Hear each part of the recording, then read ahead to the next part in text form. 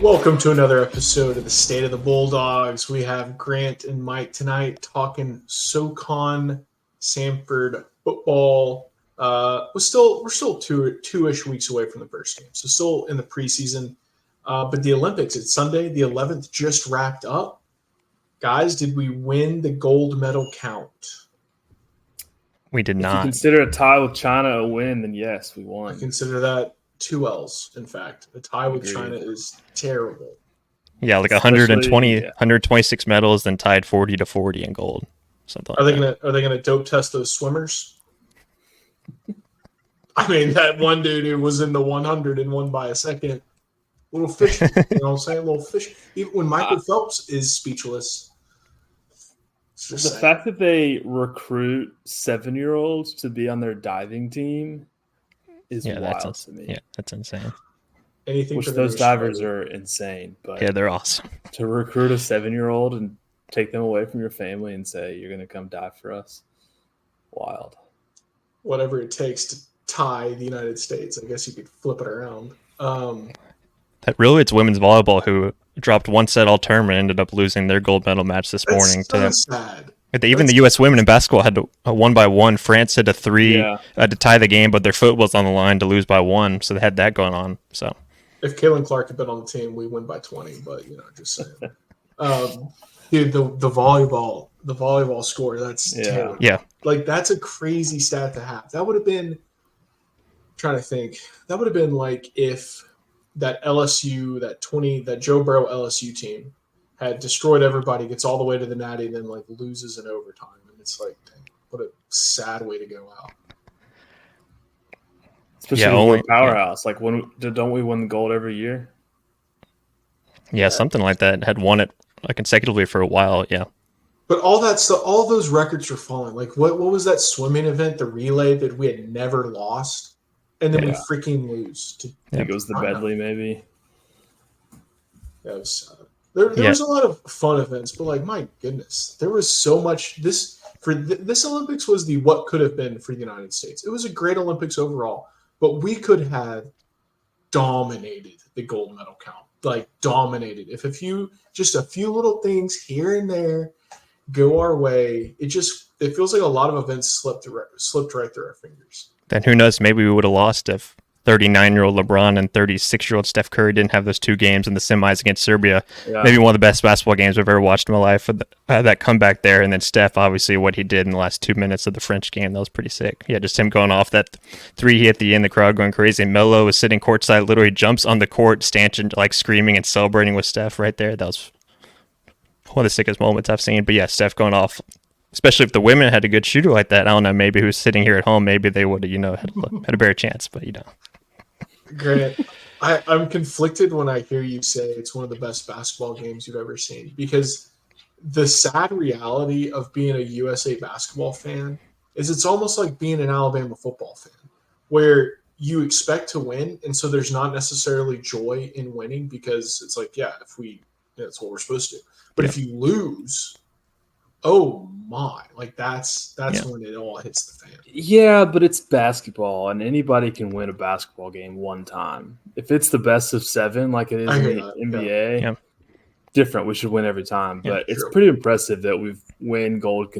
Yes, we have far and away. I mean, we could put the best American college players on our Olympic team and still probably win gold, but it's tough to win basketball games. Yeah, especially going to the team itself. It's like the last time ever you'll see guys that we grew up with, LeBron, Durant, Steph, basically the only time they're going to play, or the last time they're going to play in a game as meaningful as this, and how awesome they played. Steph, obviously, down 13 or something, going to the fourth quarter against Serbia, having that comeback. Then obviously, like I said, what he did in the gold medal match. It's just the last time we're going to see something like that for quite a while. I don't know, Grant. LeBron might be taking his talents to Manhattan, being joined by Steph Curry and whomever else to form the last big, what was it called in Miami? Big Four? Big Four. Big Three? That or 43-year-old LeBron plays in LA in 2028. I don't know. Yeah. I think he's going to have to – he needs to be the coach of the team. Steve Kerr needs to get out of there. What are we doing? Yeah, that would be fun if LeBron. Why do you say that? Just because he didn't play Jason Tatum? Michael, I'm saying that because every headline I read, because I didn't watch a single men's basketball. Every headliner. Oh my gosh, you didn't watch a single game? No. Oh my gosh. I don't like to watch this. I like watching. That's some of the best basketball I've ever watched. 1500, right? Where we're not supposed to win. That was the highlight of the entire Olympics. That was cool. Yeah, that was sick. Yeah. Especially like, what was his name? We got to get his name. The Norwegian guy. No, the American who won. Yeah, but he beat Hawker. What is his name? I think it's Hawker. Yeah. Like they played that whole package of the two guys, like this rivalry they've got going back for years, and one of them got silver, but the other one didn't medal, and then the American came out of nowhere in the last like 150 meters and won gold. But yeah, that was awesome. Two guys are so focused on themselves that the American just slides in behind him in the last 200-meter stretch. It's insane. I'm not trying to tune into watching B dunk on some 6'2" Spaniard who can't run, right? Like, this is basketball. If we don't dominate, like Serbia, Michael, with the best player on the planet. How big is Serbia? What's our country size looking at, you think? I don't know, but I know they have Euros who played for Tennessee, so I was kind of pulling for them. But and they're like 15 to 30 from three at one point, like in the fourth quarter. They didn't make anything in the fourth, but literally the first three quarters they're making everything. In basketball anymore. That's why. But that's the thing about FIBA. Like, FIBA basketball is different than the NBA in that, like, you kind of have to play defense. It's a little bit fun to watch for me. Yeah, you have to play defense. You have to run sets, which I don't know if Kerr really had any sets. That's why Coach K did so well as a college coach. You actually got to run plays and offense in college and things like that, which is why I think Dan Hurley would be a good option. Or even Spoelstra on the bench there. He actually has some semblance of actually coaching and building a team other than Kerr, who stepped into what he had in Gold State. Back to real events, women's rugby. That game winning, I'm just going to call it a touchdown because I forgot what it's called in rugby. I think it's a try. I think it's a touchdown. Oh, a try, yeah. I think it's a try. Absolutely broke the tackle, breakaway, like 80-yard run, insane. Like, that's why you watch the Olympics. And then who was the entertainer that came in and sponsors the team now when he found out that they had no money? Flavor Flav came in. He was like, "Yeah, you can't pay your rent. Boom, I'm paying your rent. You can't pay this. Boom, I'm paying this. You can't get over here to Paris. I'm going to pay for this. I don't care." Like, that is so funny. And those girls, man, we're on the rise. I mean, men's rugby is a much harder field to break into, but we're doing it. Women's, they've broken through. My goodness. Come LA, maybe silver. Maybe we're in the gold medal match. We'll see. But no, men's basketball is not the highlight of the Olympics. And they did on the road. They played the gold medal game. Sorry, I'll stop. Go ahead. We're not talking about the only event that we go in there.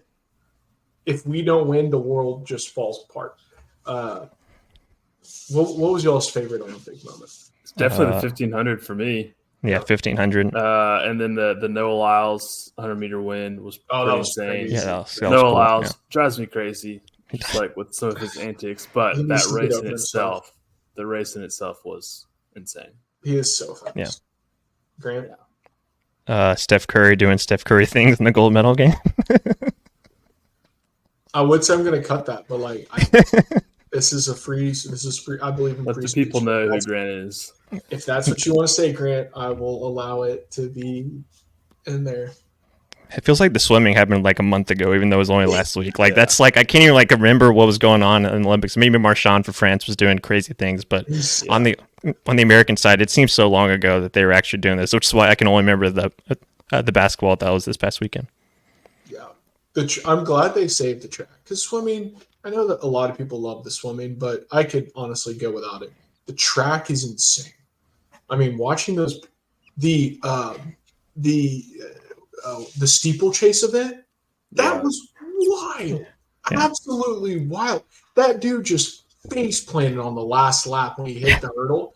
They were like, he had to get on it. It was he had to get carried out on a stretcher. Yeah, that was and go to the hospital. Brutal. Yeah. That's a great sport. That's a great event right there. Something as tame as track mixed in with a little physical contact. Yeah, throw some water in. Yeah, throw some water in there. But okay, sure. Who's the girl that does the 400-meter hurdles? U.S. men had baton issues again in the 4x100 and like the third. Sydney McLaughlin, yeah. That's right. Yeah, she was awesome. Yeah. It's fun to watch people like that who, when they pan to them, there's no one around them because they're just so dominant. It's insane. Yeah, the track was my highlight for sure. Any of the track events that we were winning. We got gold and silver and shot put. Those dudes were built there. I mean, it's too bad the gold guy went to Texas, but hey, whatever. Can't win them all. No, I can't. No, that's right. All right. Anything else on the Olympics? No, but I don't know what I'm going to do every night because that's been my nightly routine for 2 weeks. At 7:00, I sit down to watch primetime. So, yeah, Michael, football's almost here. In like 3 weeks. So what am I going to do for the next 3 weeks? Yeah. We got baseball. I don't like baseball. Baseball's heating up, though. A Netflix show you haven't watched yet before football starts? I don't know. I just started watching The Bear. Oh, well, there you go. There's your nightly. That's a great show. Presumed Innocent on Apple too. I finished that a couple of days ago. That was awesome. Seems a little too hardcore for me.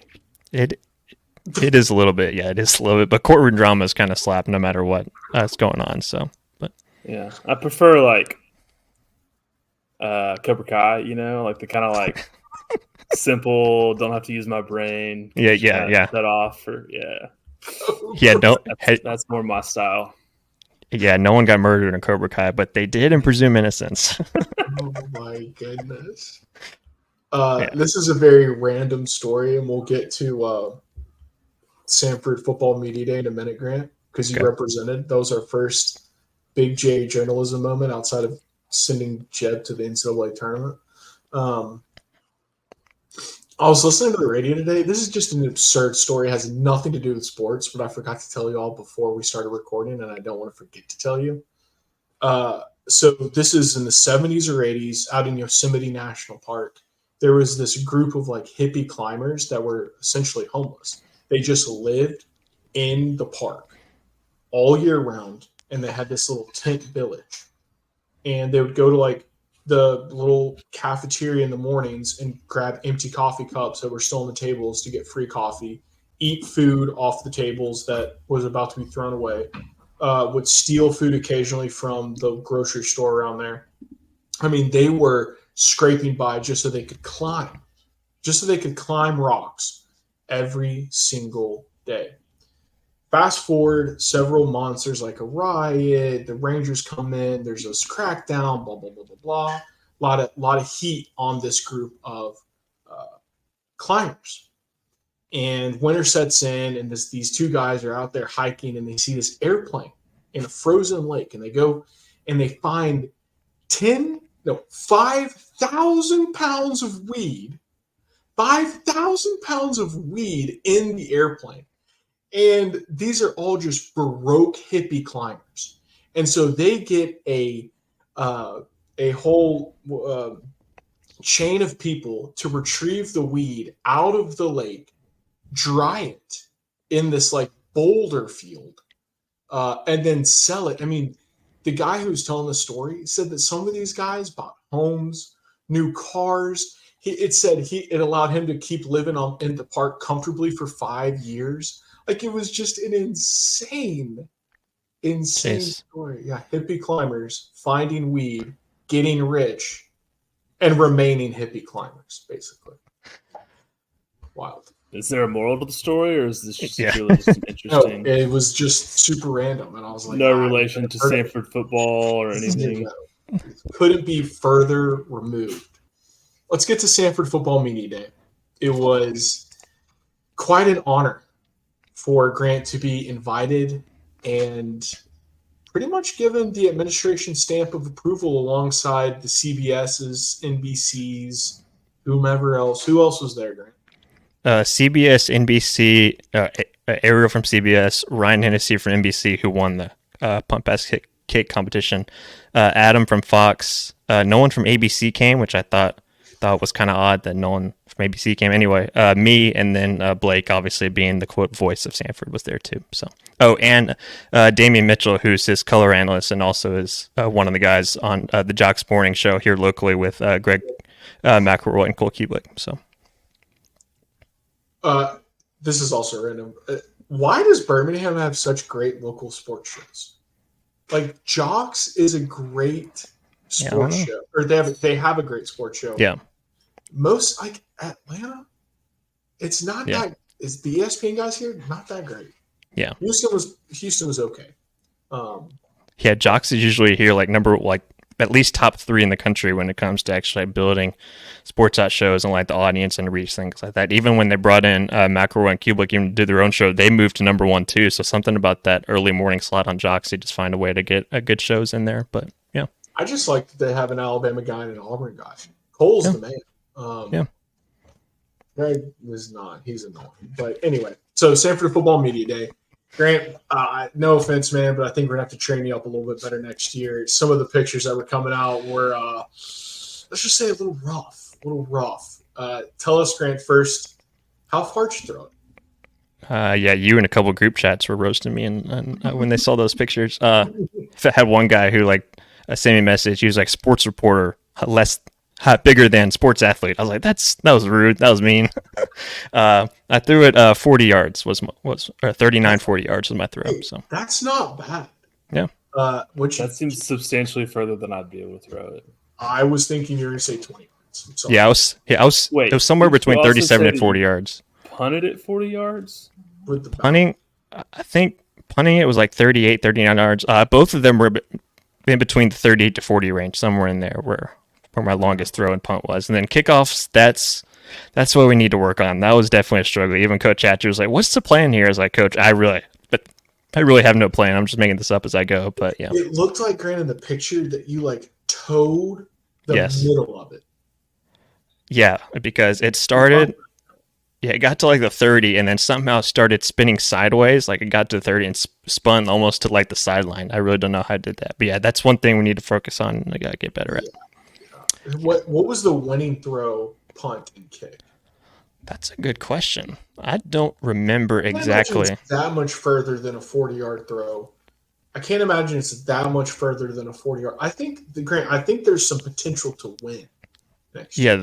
Yeah. I just need to work on the kicking. Even Blake and I are both the Gardner brothers did not play enough soccer because we need to work on our kickoffs. But I can't remember exactly because there were 6 of us or 7 of us, and then the top 2 advanced. So Ryan from ABC and Damian from Jocks, who played college football at Birmingham Southern. So he's got a little bit of an advantage there. But yeah, both of them got to the finals, and Ryan ended up winning with his longest punt. I can't remember what it was. I want to say it was 50, 55 yards. He got a nice roll on it past the 50. So that's not bad. Yeah, so we did 3 passes, 3 punts, and 3 kicks all from the goal line. In case anybody's wondering, so that's where we all were. So that's nice. So great. Tell us about the day. So y'all were able to talk to coaches, players. I assume there was no practice that y'all got to watch, or was there? No, they practiced in the morning before they got there. So, and then they scrimmaged Friday morning, and we were there Thursday morning. So they had a little bit of that. Yeah, we got to talk to Hatcher, new defensive coordinator Adam Braithwaite, along with Ricky Turner, the OC, who all gave us some good stuff. It was good to hear from Braithwaite, his first time actually speaking to media since he got the job back in February or whatever. So it was cool to get his perspective on what the defense is going to look like, and we'll play a couple of those clips over the next couple of weeks. And then we got to talk to both quarterbacks, Quincy and Nick, and just talk about their experiences. And it was cool hearing Nick talk about, he's got a daughter. He's 24 years old. He's one of the oldest guys on the team, obviously. Just talk about how that has grown. You've seen him, if you were the one of the ones to watch him on the Netflix show he did with Spencer Rattler and one of the other quarterbacks. So just how much he's grown from that point. From that point was awesome to hear. And then we talked to Noah Martin and Chris Noble as well. So those were the 4 players and 3 coaches we got to talk to. I wonder how. Because there is a quarterback battle, so it's interesting that they picked the 2 quarterbacks in this battle.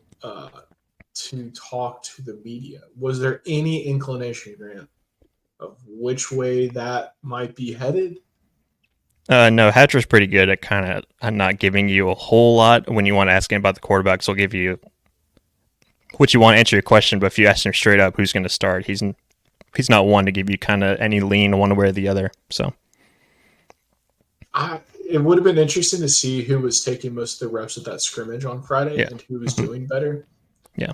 we've kind of all thought along the way that the initial nod will be given to Quincy because he's been healthy these past couple of years when Nick's been down, so he's had those opportunities to shine.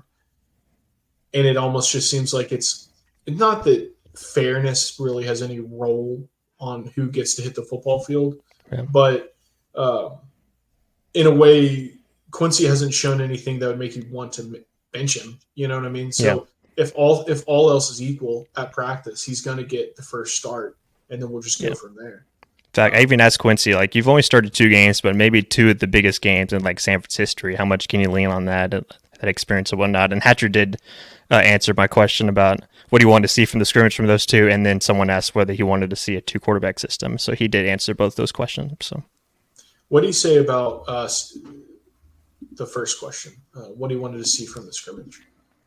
I can play that right now for you here in a second. We have that clip. Okay, sweet. Yeah. To be consistent and efficient in what they do. And I think, that's been whenever you have new quarterbacks working with new receivers and getting accustomed to being the guy, that's what you're looking for. Who managed the game well, who leads the team to scoring opportunities. And that's what we'll be looking for tomorrow. And it's kind of difficult sometimes during the practice settings. From the standpoint is we're rotating a lot of different guys at receiver. We're having to move people around due to some guys getting banged up through the course of practice. So you got to fight through those things, as well. And then when you get into scrimmage situations, our quarterbacks are dead. We did not allow them to hit. And fortunately for us, both of those guys are good runners too. So you kind of, in a scrimmage, you take that away from them. They can't rely on that as much. So it's good practice for them having to manage the game without, using one of their skill sets maybe to gain some yardage down the field. That's a good point about the making them throw it as opposed to allowing them to escape with their running ability. It's interesting hearing, because you hear the word game manager and you're like, oh no, that's a terrible word. And like in the NFL, they kind of knock guys.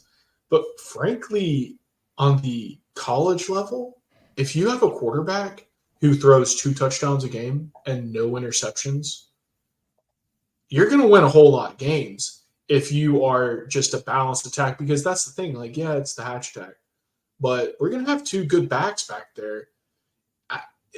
I think I'm optimistic carrying that. I think he thinks, just from that 2-second answer, either quarterback could probably lead us to a pretty good season. Couple comments or thoughts. So remember when we were talking to somebody, one of the players a couple years ago, or within the last 2 years, that said that the year that Michael Hires came in, there was a dramatic quarterback battle heading into fall camp that no one really knew about outside of the team or outside of like the Samford community. My brain just stopped working. Michael Hires, Scalzo, and then who was the third quarterback that ended up transferring out? Oh, I know. Yeah, I know who you're talking about. Who was that? I can't think of who it was. Anyways, I'm wondering if it's a similar, because we still have Mac Howard here, who's the transfer from Utah, and he was a 3-star. You think he's the dark horse? I'm just surprised that you can't put too much hype on a high school recruiting ranking being a 3-star, but he came from Utah. He looks like a pretty athletic guy that can use his legs, but also hit the deep ball. Yeah. I would be surprised if he's not in the running at some point. So it'd be kind of fun if it was still a 3-quarterback battle right now. I like that we don't think he's in there, because it means that Quincy, because I think Mac is, like, from what we've seen, and like the recruiting rankings do, like if you're a 3-star, that's good. For FCS, like, stud. Well, so is Scalzo.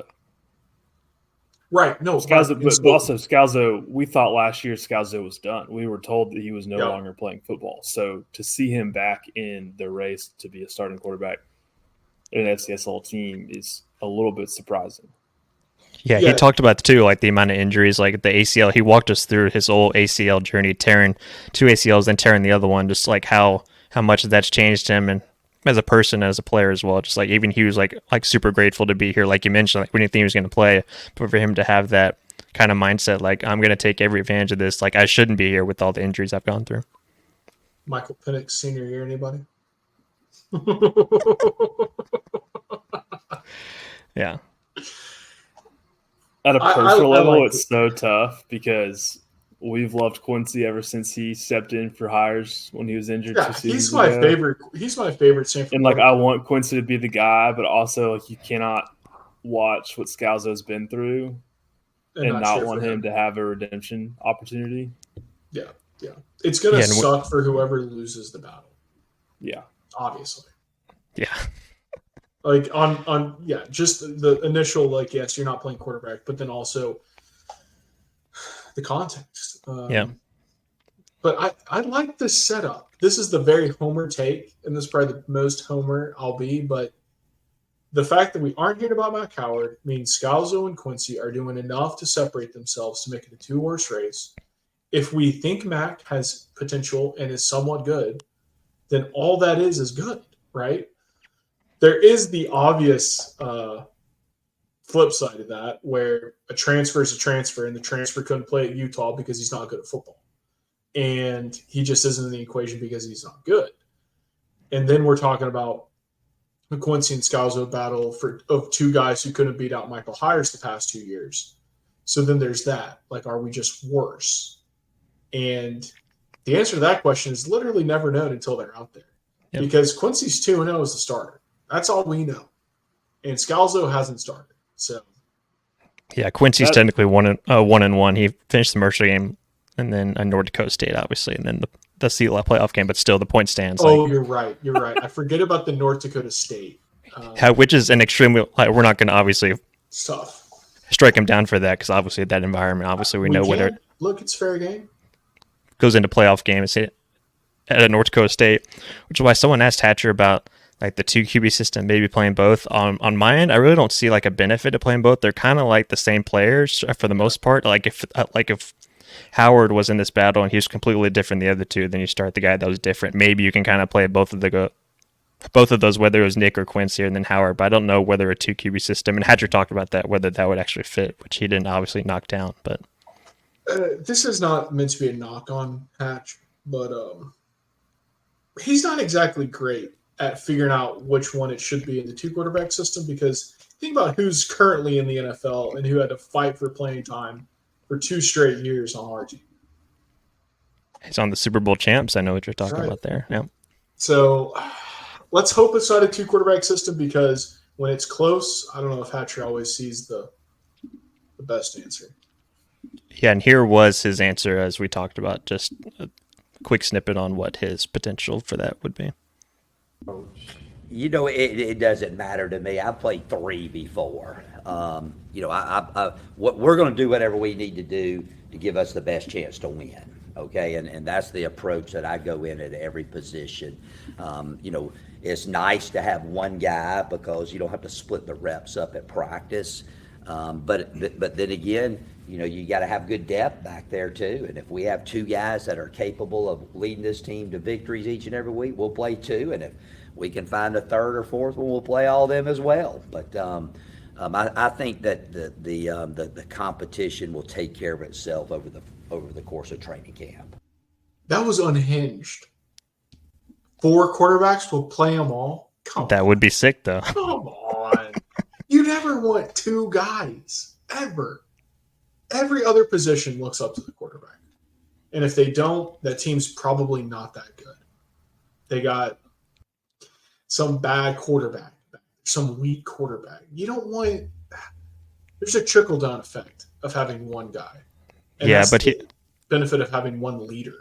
Yeah, he basically said that in jest. Like, if we have 10 guys that can play, we're going to play all 10, right? Like, he's not going to do that, obviously, but I don't see any 2 QB system coming through, especially with what I talked about, the guys being kind of similar. Yeah, that's a good point, Grant. That's probably the point, is that they're too similar to justify playing both. Yeah, and camp will sort itself out in the next couple weeks. What are you going to say, Mike? Yeah, I was going to say a couple of things, but I think the benefit right now is that they're pushing each other probably harder because there's competition. People say that every year when there's a quarterback battle going into camp. But yeah, we hope that we don't have ETSU and I think of other teams last year that had the opposite where they kind of ran a 2-quarterback system because they were so bad and they couldn't find. Yes. Yeah. But like back to a point that you made a few minutes ago, Sam, part of me that is pushing and wanting Mac Howard is that he's kind of the shiny new toy right now. And to your point, Scalzo's been there for a couple seasons and he hadn't been able to beat out hires for the starting job.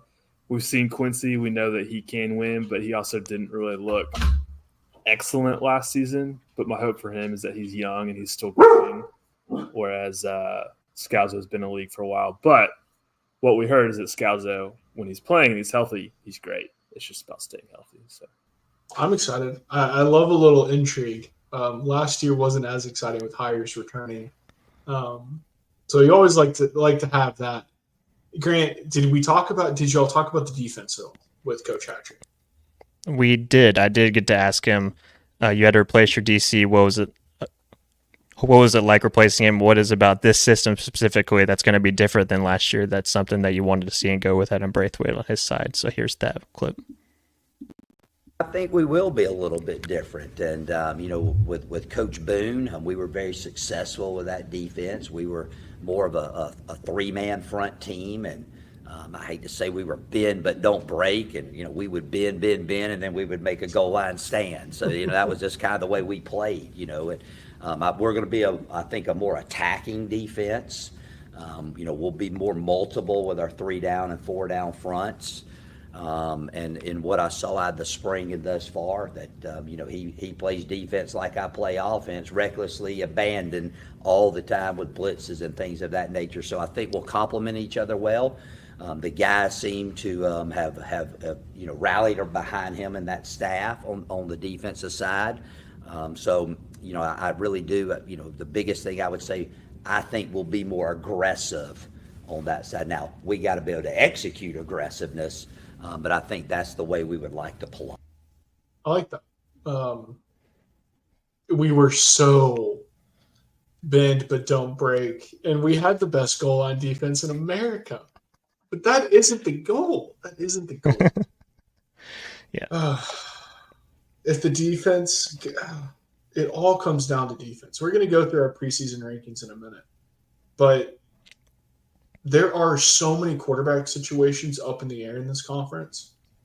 And there are 2 teams one with a history of good defenses and the other with just a great defense coming back. And it's like after that, it's like, who's to say, right? So if Samford can figure out the defense, because we got the talent, my goodness, our linebacker core, stout. Secondary, flip of a coin with all the transfers, you never know. Got a couple guys coming back, but you never know. And then D-line should be good.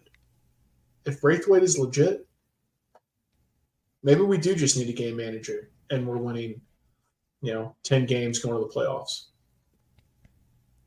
Yeah, it's going to be interesting through those first few weeks. Again, with the quarterback, we don't know who's going to play, but on the defense, how quick do those guys gel playing this new system? Like we asked both coaches that we have an experienced defense. They played a lot of ball. It's just a matter of how well they quick and play to this, quote, attacking system, which is something that we're definitely excited to see compared to what we saw last year. Now let's get on to those rankings. I'm excited. Let's get on to the rankings. All right, well, let's kick it off with Jeb, who was bold enough to write his down and put it on the internet. Mike, you got those pulled up for us? Yeah, it was an unfortunate decision by Jeb. But he did publish a great article where he walked through his rankings. It's a fun read. It's a fun read. If you Check out the website. See it, it should be out on our website or in your inbox if you subscribe to our newsletters. But he releases this on August 2nd. So Jeb's got Western Carolina coming in to win the conference. Homer pick because Jeb is from North Carolina, but he feels like Cole Gonzalez returning is enough to put Western at 1. Jeb's got Furman at 2. That team from Travelers Rest, as he references in his article. Strong defense coming back. potentially good quarterback. Their quarterback won freshman of the year last year. I think right? they only have 3 guys on defense coming back, so I don't. I'm quoting Jeb here, not quoting myself. Right. And I'm just live commenting on the article. But yeah. That's a great distinction. Continue. This is where he starts to differ from the media, from the coaches poll. He's got Samford coming in at 3. So It feels like Noah Martin leading our defense, and then pretty quality receivers coming back in DJ Reyes and Brendan Jenkins with the potential quarterback battle that we talked about. Putting Samford up at 3, surpassing Chattanooga at 4, which is the biggest shocker of his predictions because most people have Chattanooga at 1, given they've got a stud offense coming back. Chase Artopius is probably offensive player of the year caliber this year, transfer out of UCLA from a couple seasons ago, and then some of their best wide receivers coming back. We wanted him to be bad so bad, and he's just not. He wanted them to be bad too badly, unfortunately. Mm-hmm. As Sam puts it, I bet my mortgage Chat does not finish 4th in the conference. Oh, yeah, I'd put 2 mortgages on that. 5th, Jeb's got Mercer. That's pretty consistent with what the coaches put during media days. And then he did not fill out explanations for 6 through 9, but he's got in this order ETSU at 6, Wofford at 7, VMI at 8, and Citadel at 9. So just to run it back, Jeb's got Western, Furman, Samford, Chat, Mercer, ETSU, Wofford, VMI, Citadel. It's definitely a hot take. Not a terrible one. UTC at 4 is a stretch, but let's get into it. I want to hear top 3. Grant, we'll start with you. Top 3, we got Chattanooga. I went through. By the way, I went through everybody's schedules. I got the records that I projected. We'll go through that later, but just the teams themselves. Chattanooga 1, Samford 2, Furman 3. My top 3. Mike? Sorry, say that again, Grant.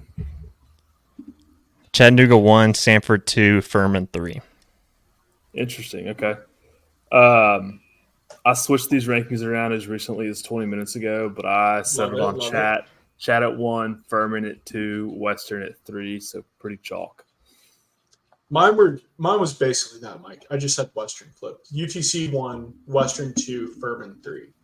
That's the spot I flipped right before, I had Western at 2 and then decided to move Furman up. Why the love for Samford? Because honestly, I don't think we know with the quarterback situation. It's hard to tell what this team will be. Yeah. A lot of this is purely schedule related. Like we talked about a couple weeks ago, you just go through the schedule. Samford goes to Furman the first game. Obviously, that's tough. But you do have a stretch where you play home VMI, at ETSU, home Mercer, at Citadel, home Wofford, and SoCon play. And you can literally sweep all of those games. There's no reason why you shouldn't win all 4 of those. Then you play Tennessee Tech, that's a win. Chattanooga, that would be tough at Chattanooga. I have us losing that one. And then Western at home, you get Western. You don't know what kind of shape they'll be in late in the year. Last year, they had a chance to go to the playoffs, and they go to VMI, and they lose in a game they shouldn't have lost, which kicks them out of the playoffs. So that is a toss-up game. I could see Samford winning that. So it's basically just all schedule-related with the meat of that schedule, like I mentioned, how soft of a kind of a schedule that is compared to what we saw last year, which everybody stacked on top of each other. Schedule matters, obviously. Samford's stacks up so nice. So I get that. Mike, talk to us about kind of the rationale behind yours. Yeah, so with Chat, I mean, this is really no news. Most people have Chat going 1, but here's why. They were listed 11th in the preseason poll, I think in the coaches ranking for FCS. They were 8-5 last year, but they were returning 3 all-conference players as well as the 2 of their 3 top receivers in Javon Watley and Sam Phillips. They did lose Jamoy Mays to Cincinnati, and he was an absolute beast last year. They've got 3 O-line starters coming back with 3 FBS transfers coming in on the O-line, so their O-line should be pretty strong behind Chase Artopius, who I think has a chance to be Offensive Player of the Year in the SoCon this year. He was the UCLA transfer that think was maybe second in completion percentage last year behind Michael Hyers. So he's a pretty solid quarterback. Difficulty with Chat is that they've got to play Mercer in the third game of the season after playing 2 FBS games to start the season. I think they play Tennessee week 1 and then maybe Georgia Southern week 2. Could be wrong about that second game. Georgia State, yeah. Georgia State, Georgia State, yeah. And they've got to play at Furman and at Western Carolina. So that's a tough. I think they're the most talented team. They've got the second best quarterback in the conference, but their schedule will be difficult. That's a tough slate right there. It's like kind of like ours last year. The only good thing about ours was we had Furman and UTC coming in, but obviously that didn't matter. Yeah, I have them losing those 2 games and then sweeping everybody else. Those 2 road games you talked about, Furman and at Western. Yeah, that'll be make or break. I like that because they are the most talented. They got the best defense, most offense coming back, studs on offense. But that schedule gives us a chance. It gives other teams a chance, but it gives us a good one. And Chattanooga returns their top 5 tacklers from last year. I just thought that was interesting. Both those guys, Alex Mitchell, linebacker, DBs, Jordan Walker, and Josh Battle, a couple of the linebackers, and then a second team preseason also Con on the D-line and Clay Wiggles. So they've got experience on offense and defense. A lot of similarities with the Furman team of last year, where they had a lot returning, and a lot of it was in the key positions on the line and at linebacker. They got that Furman has the DeMontre kid. I was about to say UTC. But UTC, again, like we said last week or 2 weeks ago, got the D lineman as going to be preseason player of the year. He will probably win defensive player of the year. If you got the D lineman winning that, you're in pretty good shape as a defense. So UTC, most talented is why I had them number 1. That schedule sucks though. Western, I put it as number 2 because when I look at preseason rankings, I go quarterback, coach, and that's really all I care about. And so Western came in at 2. Furman came in at 3 because of the coach. They only returned, I think, 3 starters on offense and 3 starters on defense. But what's interesting about looking at Furman is they don't have a lot of transfers. They don't bring a lot of guys in the portal. They're not. I'm not going to call them the Clemson of the SoCon, but it is a slew of true freshmen every single year. And so you kind of just got to give some credit to the program itself, and you got to be like, okay, maybe the floor is a 7-win season, 6-win season, but the ceiling could be as high as last year. Now, the caveat there is I think they're going to have a redshirt freshman starting as quarterback, which I don't love. That is the biggest knock on them. But when we kind of go down the list of the other quarterback situations, outside of maybe ETSU, it's the best of the rest in terms of what we know. And that's the key here is what we know. All right, so we got the top 3. Everybody, for the most part, has Chattanooga, and you had Western, right, Grant? Samford, Furman, top 3. Furman. Okay, so everybody had Chat and Furman. You had Samford, Grant. Mike and I had Western. So let's hear the next 3 because we don't really care about VMI, Wofford, or Citadel. Everybody, I'm assuming you all have them in the bottom 3. I do not have them all in the bottom. Oh, all right. Maybe we'll go all the way down. All right, so next 3. Grant, hit us with it. Western Carolina 4, Mercer 5, and VMI 6. Oh, Rocco pulling that chair off right there. Yep. Dang. So Western 4th, Mercer 5th, VMI 6th. Yep. Interesting one. Mike. Interesting. I went in a different direction. I've got Samford at 4, but I've actually got ETSU at 5, and then Mercer at 6. Did I steal yours? Did you look at my rankings? Ooh, let's talk about it. Yeah. I think so. The knock on ETSU is that they have all of Gardner Webb's eligible players from last year basically on the team this year, including the quarterback, who I think played in the last 7 games and was pretty good. He's not all world, but he's pretty good. And Trey Lance seems like a legit coach. So, and ETSU's got a lot of Macaulay guys, which I love. So I was a little biased there. But ETSU is probably the sleeper. If I had to pick one sleeper, it's got to be them. Just because that quarterback. I mean, Gardner Webb did win the OVC last year, and he led the team in the last half of the season. So that is a nice little – and that's why I said a minute ago, outside of ETSU, Furman's situation is the best of the rest, quarterback-wise. ETSU is in a good spot. Like, that's a good quarterback spot. But there's also got just the St. Francis transfer, Cole Doyle, who's apparently battling for that starting spot. Interesting. That's a smaller, like, Northeast school. But so they from might the have two reports good that I read, he could be battling. I would imagine Jalen King gets the start. I mean, that's why he transferred and followed his coach. But just from what I read, Cole Doyle could be potentially in the mix there. So the one thing about ETSU that's a little worrisome is they're young, and so is Furman. Furman's very young. And as we talk through this, maybe Furman isn't 3. Maybe Furman's more like 5th, especially if the quarterback doesn't pan out yet, because they keep redshirt freshmen. I think 2/3 of the team is a sophomore or younger. And ETSU, again, like you look at their offensive line, kind of similar situation where there's a few older guys, a few big older guys, but there's not a lot of depth. And the ETSU might be one of those teams. Grant, what is their schedule? What's their schedule? Because I'm thinking if it's pretty light up front, it could be one of those teams where they're 3-0, 4-1 in the first 5 games of the conference and then just lose because of depth issues. Yeah, ETSU, before they host Western Carolina, they are at Citadel, home against Chat, home against Samford, bye week, at Wofford, at Mercer. Okay, so pretty tough slate. I could see them being 3-3. And then they do finish with Western at home, Furman at home. Then they go to Lexington at BMI. Yeah, that's a balanced-ish schedule. Yeah.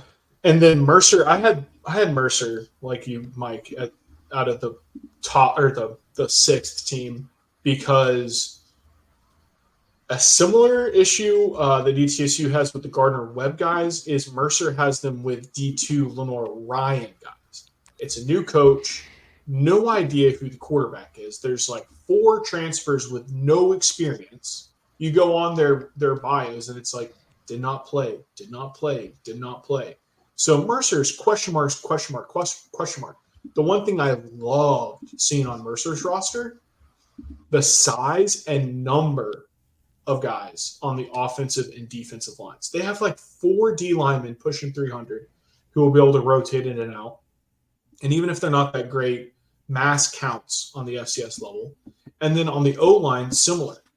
They have the exact opposite problem of ETSU. They have like 6-7 guys who are all tall and big. So the lines are not a problem for Mercer. And they always have skill dudes.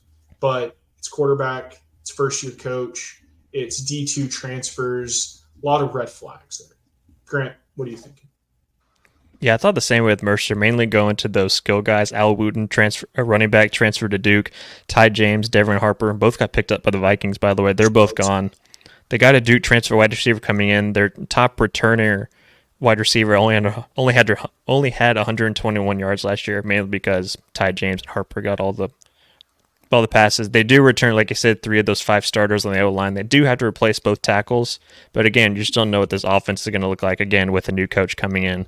And I kind of have them at the same kind of level as ETSU, but Mercer does return more guys on defense, and they have more guys on the Osaka team on defense, which is why I would think that they would fare a little bit better than ETSU, at least this first year before Trey Lamb can get a couple more years and get a couple more classes into Johnson City. So, Mike, what were you thinking?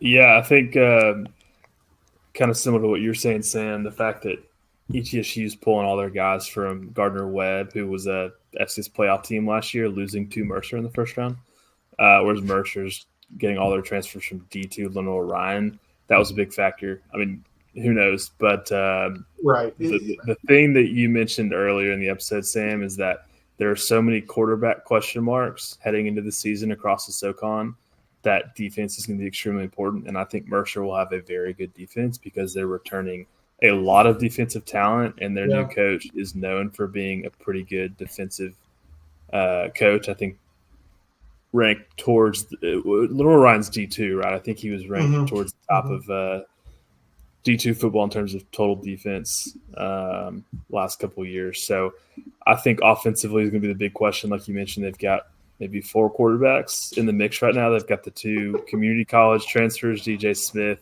from Jones College and Lonnie Ratliff from Holmes Community College. Both guys started some last year, passed for like around 1,500 yards. Not spectacular for community college stats. Hess Horn was the backup at Mercer last year, and I think he had 4 completions all year. Yeah, or something. No experience. Like that. No experience. And then this Nico Fan kid, freshman from Colquitt County, which is like a Georgia high school powerhouse. That's who's the old. You think he could start? He's a 3-star recruit out of high school. I don't not on 247. I don't know that he was really getting much. He was a composite 3-star. Was he composite or 247? No, I'm just making that up. But Colquitt County, that's who's the Hoover High School kid coach, the 3 days guy. Oh yeah, that's who Rush Probst coached. Yeah, that's Rush right. Probst went to Colquitt That's right. County. That's right. He's there now. No, not anymore. I think he got maybe fired or something happened. But anyways, it's a pretty big powerhouse school in Georgia. So this kid's probably played top talent within Georgia public high school football. Speaking of Hoover, they do have a coaching spot open at Hoover High School. So, what happened there? There was a lot of things going on. We can take this offline, but yeah, the head coach and DC had to resign. So yeah, interesting, spicy. Yeah, super hot topic here locally. So yeah, Probst could go back, but yeah, going back to Mercer, like I said, that defense. That's where I wanted to lean. That's like saying I don't even know. Huh? He's a great family man. Maybe that's like saying Trump can go back to the White House, but he's a great family man. Yeah, a great family. A great families, plural. He's got multiple. There's. He's a family's man. Anyway, yeah. There's a lot of quarterback situations up in the air, and Mercer. Another thing I liked about that defense coming back, they have some beefy linebackers, and that is always good. You can just get guys that can absorb a hit, give a hit over and over and over. I mean, I think there was one linebacker that was 240 pounds. That's a big boy. So Mercer, they in ETSU are the easy sleepers. Furman, they just get it because they're defending champions and it's a good program, but they very well could finish 5th or 6th. If that quarterback doesn't pan out. Samford, if we have a good quarterback, we have the best, or not the best, but we have good enough skill guys to win the conference. It's going to be a competitive year. But, Grant, I want to hear the bottom 3. Since you had VMI slipping in there. Actually, Grant, why did you have VMI slipping in there? Probably more schedule related, just going to where they can pick off a couple games. They have Samford, their first game. They play 4 straight non-con games like the normal FBS schools, but a lot of the FCS don't. They go to Samford, they go to Wofford, which is winnable. They go to Chattanooga. They could win both of those, and maybe I have it as a toss-up between them and ETSU. They play each other to finish the year. That's at VMI, so maybe the winner of those two could find a way to maybe sneak ahead of the other. But I got VMI 6, ETSU 7, Wofford 8, and our good friends at the Citadel 9th. I had Wofford 8 and Citadel 9 too. That's interesting. Mike, I assume you had VMI, Wofford, Citadel, or Wofford, VMI? No, VMI, Wofford, Citadel. That's right. Got to bury Wofford. Yeah. I think Wofford only wins one conference game, and that's Citadel. So, Sam, did we have the same order exactly? No. We had one difference. It was the one you flipped. We would have had the same order. Yeah. But you had Furman over Western. I had Western over Furman. Does Citadel win a game this year? We played this game, or I played this game last year. Does Citadel win a game this year? No. I think Wofford's they beat coach Wofford. was fired because he's going to lose. Wofford could go winless. Citadel goes at Mercer, home ETSU, home Wofford, at Western, at VMI, home Samford and Chat, and then away Wofford. And then they finish the year with Clemson, which is crazy. But it's going to be a crazy year, guys. There are 5 teams that we cannot confidently say are better than the other. And UTC is the only one that we can say with confidence is head and shoulders most talented above everyone else. But their schedule is terrible. Yeah. It's gonna be a fun season. Yeah, I do have ETSU at 7, but I do think they're sneaky and they can pick off at least one game they're not supposed to get late in the year. So I think it could be a potential spoiler once they get under their feet, under their new coach, play a handful of games until they get to a big opponent late in the year. Yeah, I don't get I can understand someone being down on ETSU. I don't understand the coaches poll being so high on Mercer. It's almost like there's no penalty for a D2 coach coming to the FCS. It's like, yeah, okay, this guy played offensive line at Ohio State and has literally won everywhere he's been a head coach, which is 2 places, Notre Dame, Ohio, and Lenore-Ryan. But it's a different animal. Like these guys, it's a competitive league. There's a lot of really good coaches. I don't know. I feel like they almost didn't account for a new coach coming in. Yeah. It's weird. We can do this in a couple weeks, but how many playoff teams does the SoCon get, kind of off the top of your head? Right now, I think we get 3. 3? I think we have so many great non-conference opportunities that will make us look good, when in reality, they're probably not that great of matchups. But we play so many Colonial Athletic teams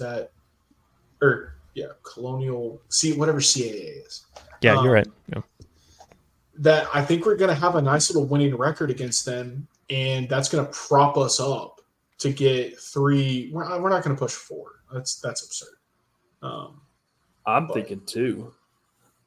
I almost feel like we're going to beat up on each other so much that, But that's okay. As long as it's the top teams beating up against each other and we all do well in the non-conference. Because that's how last year was. We got the top teams outside of chat, we don't really know who the top teams are. So a Furman could lose to an ETSU or a Mercer, or a Western could lose to a No, that's a good VMI. Point. That's a good point. Yeah, that's true.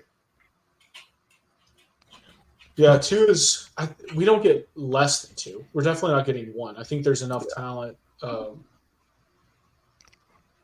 Yeah, they got 3 last year. Yeah, 3 Furman. Furman, Mercer. Should have been 4. Yeah, if Western didn't lose. Yeah, Western screwed that up. Yep. But you gotta love it. All right, so everything. All right, so after that discussion, okay. Last thing. After we've talked about the schedules a little bit. We just kind of ran through what we think. Who wins the conference? You sticking with who you put as number 1? Yeah, I went through the schedule. So yeah, Chattanooga. I'd still stick with Chattanooga. Mike? I would love to put Western up there, but I just can't trust them. I feel like I put them up there last year and they let me down, and safe bet to Chattanooga right now.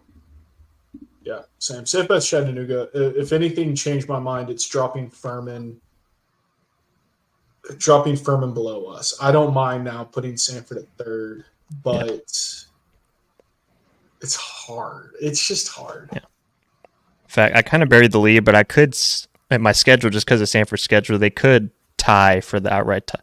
They could tie for first with Chattanooga. It's possible just because of the schedule. Interesting.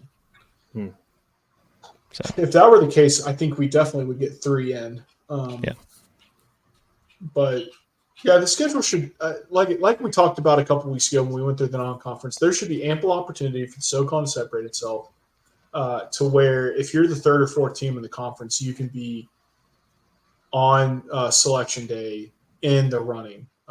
for spots.